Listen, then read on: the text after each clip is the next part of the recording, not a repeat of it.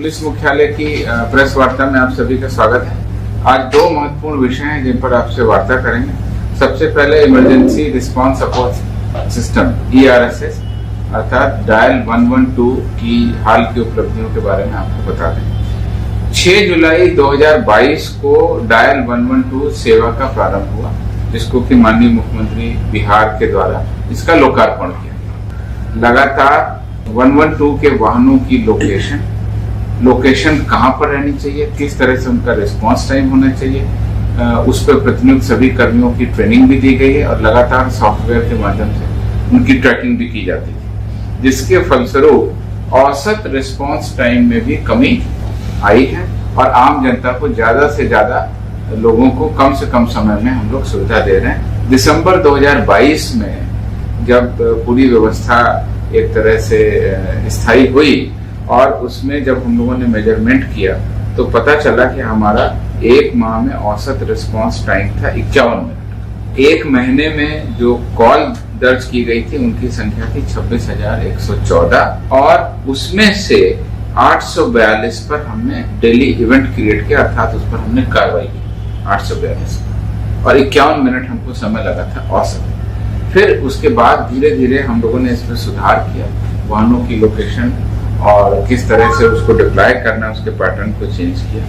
तो उसके बाद जुलाई 2023 में ये घट करके हो गया है 21 मिनट 49 सेकेंड। दिन में जो हमारी पंजीकृत कॉल थी वो 3,558 हो गई और कुल पंजीकृत कॉल एक महीने में हो गई है 1,10,324। यानी कि जुलाई में 3,558 लोगों को एक दिन में औसतन हम लोगों ने इससे मदद पहुंचाई और समय था 21 मिनट। उसके बाद अगस्त सितंबर दोनों महीनों में भी हम लोगों ने लगातार इसको रिस्पांस को सुधारा और अक्टूबर 2023 का आंकड़ा मेरे पास में है।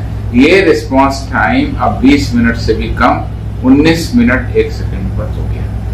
इसमें पूरे अक्टूबर महीने में 1,03,526 कॉल आई, जिसमें से 3,339 कॉल को हमने मदद पहुंचाई, इवेंट दर्ज की और ये रिस्पांस टाइम ऑफ 20 मिनट से भी कम आ गया।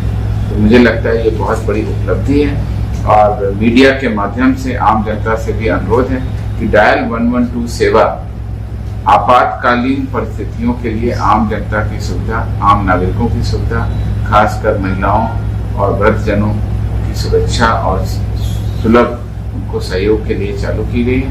इसमें पुलिस के अलावा बाकी सेवाएं जैसे आगजनी के लिए या मेडिकल के लिए उसको भी एकीकृत किया गया है। इस प्रकार से अब हम कह सकते हैं कि औसतन 20 मिनट से कम समय में पुलिस का रिस्पॉन्स हो रहा है और अधिक से अधिक मामले इसमें जनता रजिस्टर कर रही है। जहां पिछले वर्ष दिसंबर 2022 में एक दिन में 842 कॉल आ रही थी, वहीं इस साल बढ़ करके अब अक्टूबर 23 में 3,339 कॉल आ रही है पर डे। और पहले हम लोग एक महीने में मॉनिटरिंग करते थे, फिर 15 दिन में, साप्ताहिक और अब हम डेली मॉनिटरिंग करते हैं। और डेली मॉनिटरिंग के आधार पर 5 नवंबर 2023 की जो रैंकिंग है रिस्पांस टाइम की, उसके आधार पर टॉप 5 जिले इस प्रकार हैं। जहानाबाद औसत टाइम 7 मिनट 49 सेकंड, बेगूसराय औसत टाइम 8 मिनट 21 सेकंड, नवादा औसत time 8 minute 25 second, Purnia 8 minute 45 second और गोपालगंज 8 मिनट 49 सेकंड।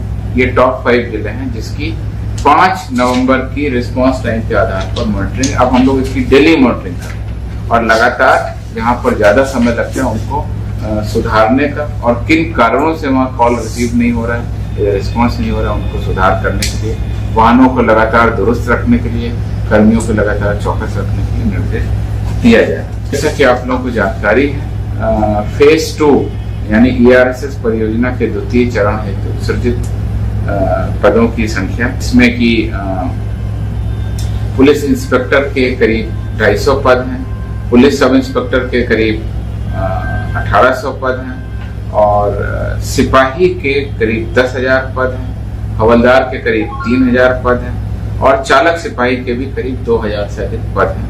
कुल 19,288 पदों को सृजित किया गया है।